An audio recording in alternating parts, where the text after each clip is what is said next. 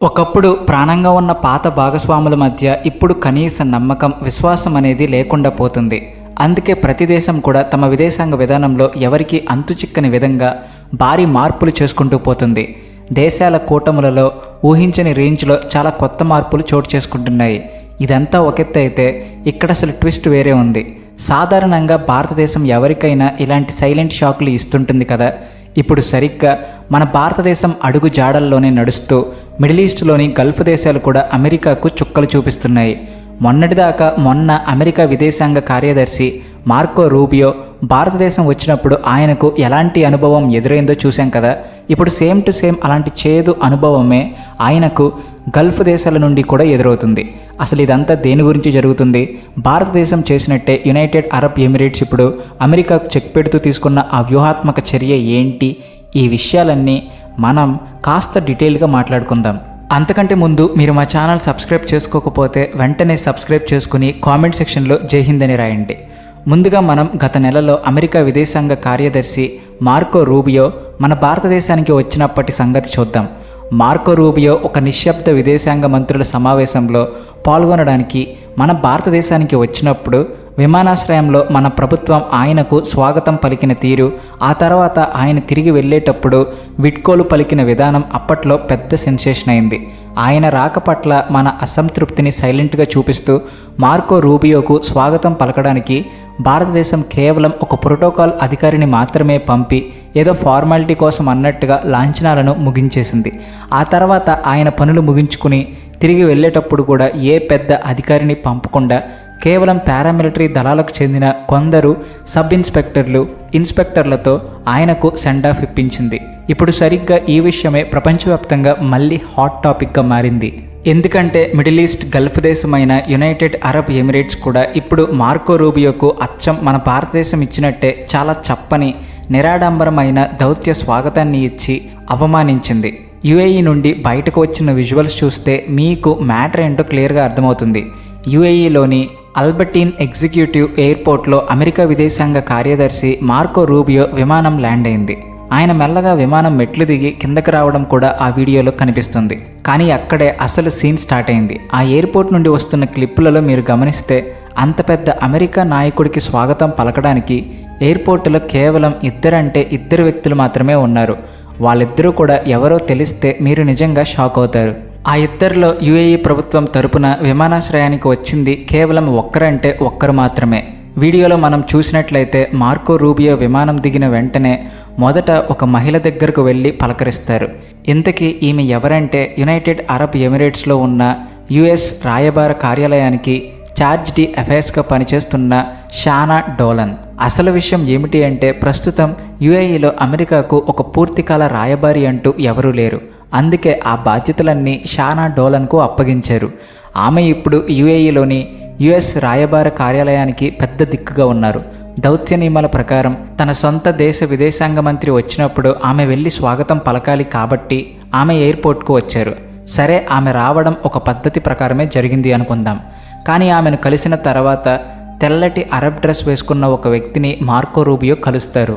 చూడ్డానికి యుఏఈ అధికారిలో ఉన్న ఆ వ్యక్తి అసలు యుఏఈ విదేశాంగ మంత్రిత్వ శాఖకు కానీ లేదా యుఏఈ ప్రభుత్వానికి కానీ సంబంధించిన వ్యక్తి కానే కాదు. అతని పేరు యూసఫ్ అల్ ఒటైబా. ఆయన ఎవరో కాదు, సాక్షాత్తు అమెరికాలోనే యుఏఈ రాయబారిగా పనిచేస్తున్న వ్యక్తి. ఆయన అమెరికాలోని యుఏఈ రాయబార కార్యాలయానికి అధిపతి.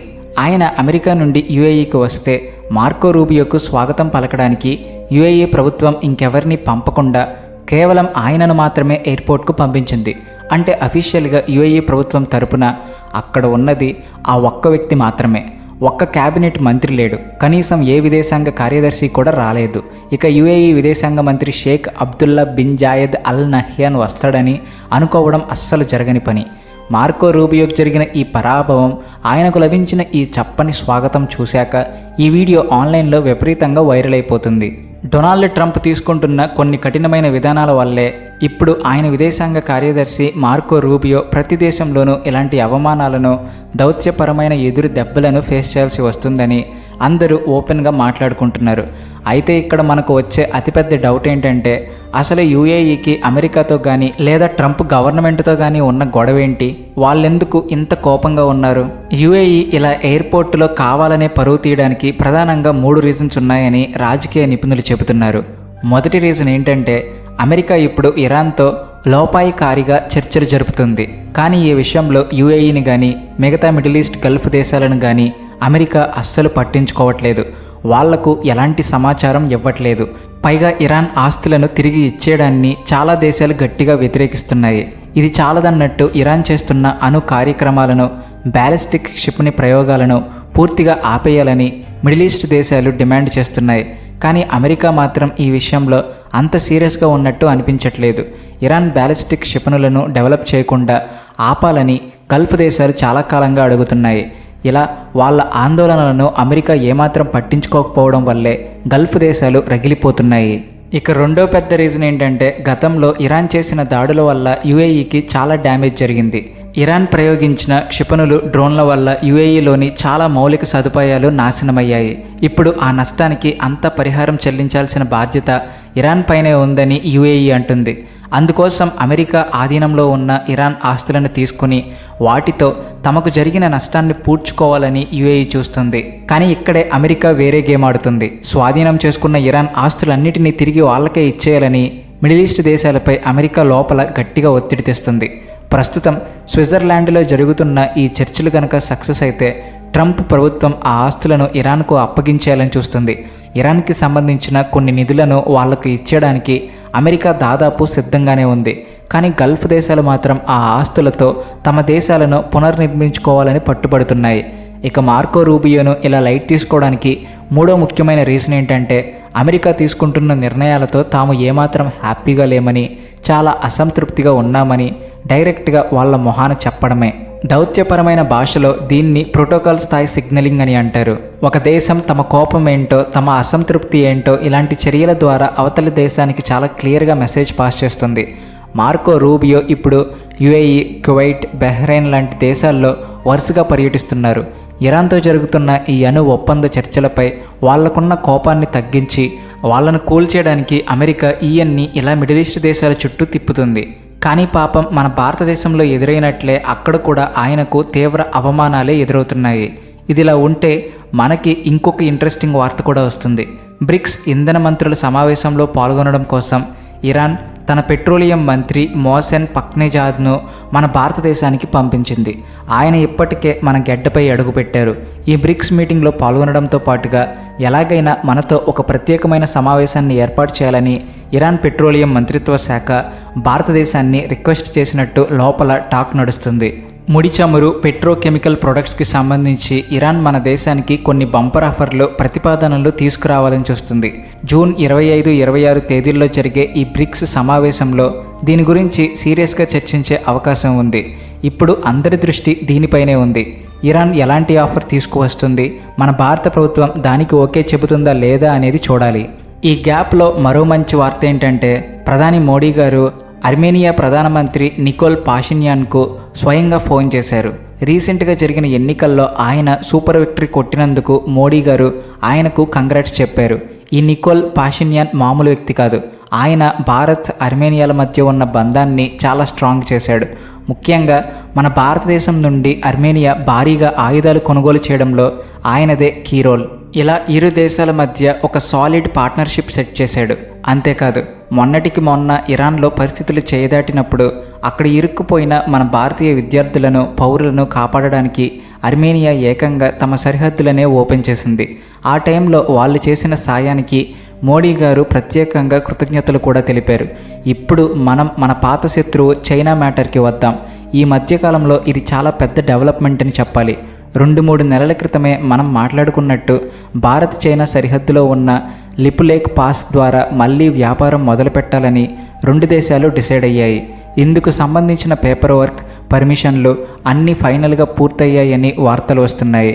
ది షిల్లాంగ్ టైమ్స్ లాంటి పేపర్లు కూడా దీని గురించి రాశాయి. ఏకంగా 6 ఏళ్ల సుదీర్ఘ విరామం తర్వాత జూన్ 26న లిపులేక్ కనుమ ద్వారా మళ్ళీ 2 దేశాల మధ్య బిజినెస్ స్టార్ట్ కాబోతుంది. జూన్ 26వ తేదీన ఏం జరుగుతుందంటే ఒక 17 మంది మన భారతీయ వ్యాపారులు వాళ్లకు సాయంగా మరో 9 మంది హెల్పర్స్ అంటే మొత్తం 26 మందితో కూడిన ఫస్ట్ బ్యాచ్ నేరుగా చైనాలోని టిబెట్ ప్రాంతంలోకి వెళ్ళబోతున్నారు. వీళ్ళందరికీ ప్రత్యేకంగా బిజినెస్ పాస్లు కూడా ఇచ్చేశారు. ఈ మొత్తం ప్రాసెస్ని చూసుకోవడానికి ఉత్తరాఖండ్లోని పితోర్గఢ్ జిల్లాలో ఆశిష్ జోషి అనే ఒక ఎస్డిఎంను వాణిజ్య అధికారిగా కూడా కూర్చోబెట్టారు.